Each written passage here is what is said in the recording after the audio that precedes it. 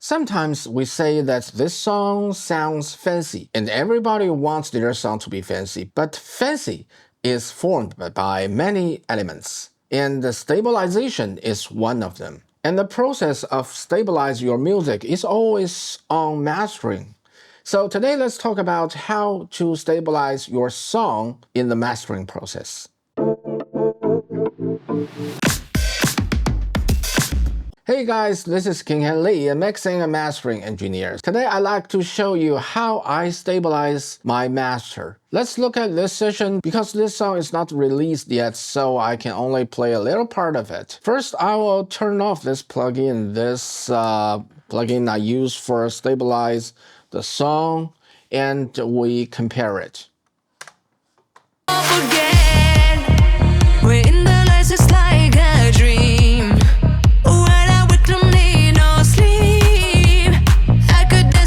Okay, this master is almost finished, but I still feel it's not stable enough. So I add a compressor here to make it more stable.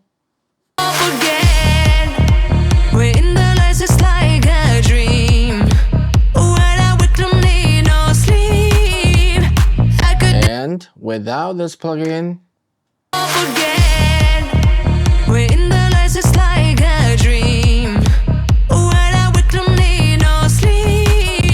you can hear the whole song, especially the low frequency part, becomes stabler when I turn on the plugin. So now let's see how I made this happen. Usually I use the Softtube Waves DS1 MK3 to do the stabilization. Okay. Because the threshold is at the maximum, so whatever you do, it won't compress the signal.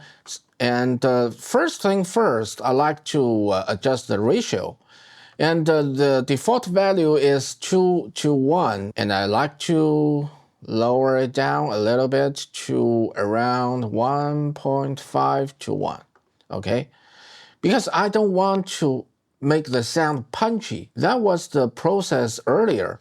At this step, it has been the final step or almost the final step of my mastering process. So the thing I like to do is to stabilize it. And then I will lower the threshold to make the compressor work. Let's see.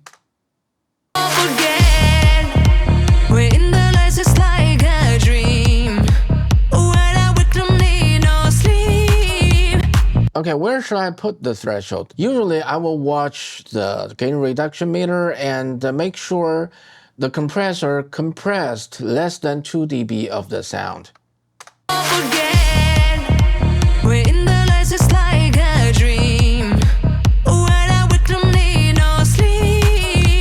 The next thing is the attack value. We all know that attack, release, threshold, and ratio is the 4 basic or 4 key elements of compressor. So after adjusting threshold and the ratio, I will start to adjust the attack value. The default value is 31.5. I like to reduce it a little bit.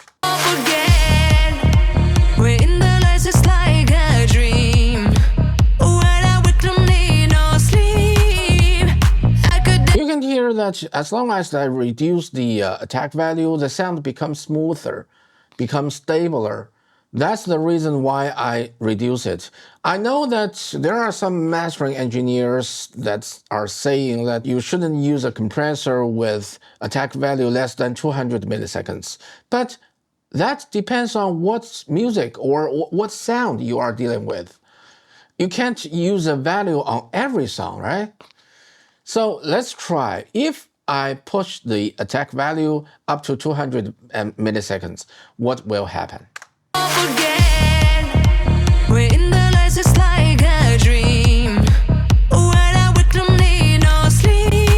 You can hear that the whole sound becomes bouncier, but not stabler. That's not what I want. Okay, so let's turn it back to 20 milliseconds.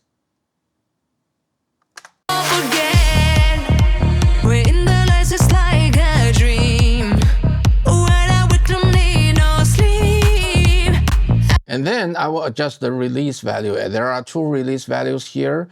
One is the fast release and one is the slow release. We don't need to know what is the fast release or slow release. We just use our ears to listen to it.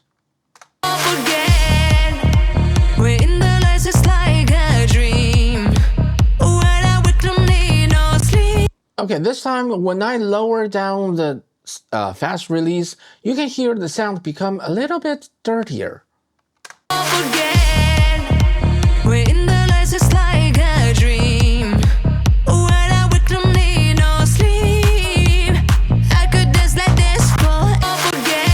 Can you hear the difference? I don't know if the difference still can be heard when I upload this video on YouTube and being compressed, but I can hear it clearly at my end. If you can't hear the difference, you'd better try it by yourself. Adjust the release value and hear the difference between fast release and the slow release.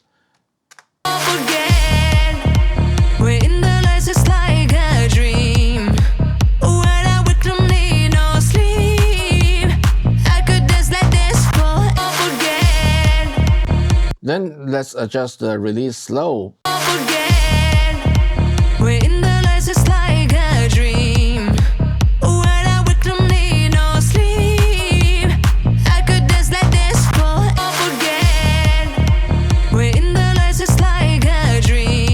Okay, still the same. When I turn it down, the sound becomes dirtier and less stable. So I will push it up to 400 milliseconds to make it sound stabler. But there's one more thing we should pay attention to. If you push it too hard and make it too stable, the sound will be lack of activeness. So we need to pay attention to the balance between lack of activeness or too active. So this is what we've got now, and let's adjust the gain value. Let's firstly watch the gain reduction meter.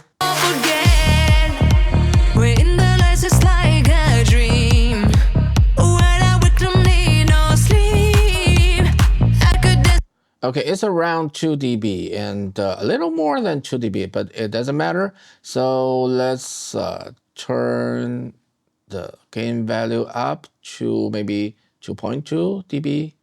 Okay, now let's compare the compressor before and after. This is before.